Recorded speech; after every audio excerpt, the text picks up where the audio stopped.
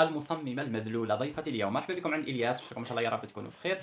كما تعرفوا برنامج قسمة ونصيب يعتمد فيه مصممين، كاين ناس تصمم على فيديوهات الحلقات يصمموا هكذا على مقاطع لمشتركين وينشروهم تحت اسم مصممين، مصمم فلان ولا مصمم حر ولا مصمم كذا. المصمم قادر يصمم لك بالايجاب، قادر يصمم لك بالسلب، قادر يطلع لك اكسبلور، قادر يحسن صورتك، قادر يشوه صورتك والى غير ذلك. كاين المصممه اشواق اللي هي المفروض زعما جزائريه، المفروض قديها اني تحب بلادها تحب ولاد بلادها، بصح لا، هي انا اذل منها ما شفتش انسانه تحب الذل كيما هي، ما شفتش صراحه.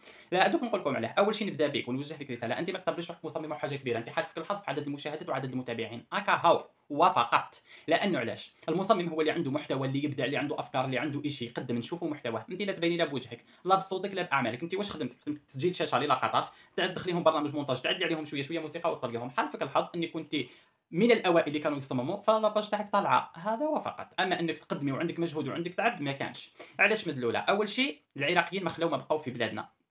في الموسم الثالث عشقت في حميد، عشقت فيه عشق هبال.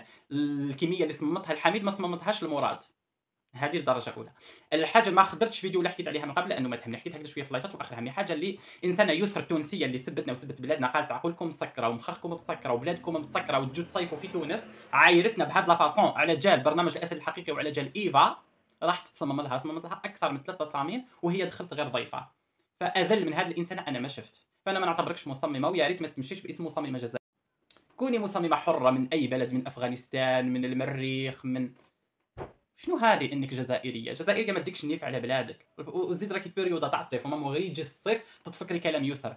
غير نسمعوا رحله سياحيه، انا كل ما نشوف لهذوك اللي رحلات اورغانيزين نتفرجوا واش قالت علينا يسر. انا يسر مستحيل تبيض في قلبي، مستحيل تبيض في مخي. عقولنا مسكره ومخخنا مسكره، واش بيك؟ اكثر من 3 تصاميم الحميد لاي شخص. من بعد قلت هذه اكيد تكره الجزائر، لانه اغلبيه اللي ما يحبوش الجزائر، ما يحبوش ولاد الجزائر ويهضروا هضروا في الجزائر ولاد الجزائر، تظل تصمم لهم. قلت وش بيها هذه؟ اذل من هذه الانسانه ما لقيت، فانا عطيت لها لقب المصممه المذلوله، يليق بها. فلو تنحي هذيك اشواق وتكتب المذلوله راح يكون احسن واجمل، يليق بمستواها بمقامها.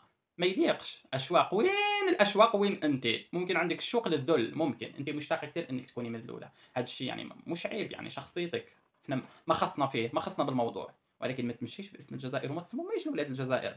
بعدينا كما قال اعطينا اتساع، اعطينا الثقه. انسانه مذلوله جميل لقيت انا صدمتني.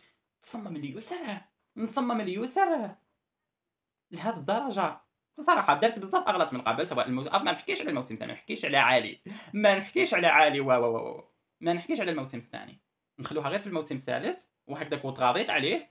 بصح كي شفت يسر سمحوا لي، باسكو انا ماغري كانت تصمم الحميد قلت لا عليه لا عليه، بصح اليسر باسكو حميد الفانس تاعو هو اللي كان يهضر على الجزائر ماشي حميد شخصيا. قلت سيدي معليش نفوتوها لها، بصح يسر هي المشكله شخصيا كمشتركه سبت بلادك وانت رحتي صممتي لها. هذا الشيء اذا دل عن شيء يدل انك ما تحبي بلادك، ما عندك غيرها.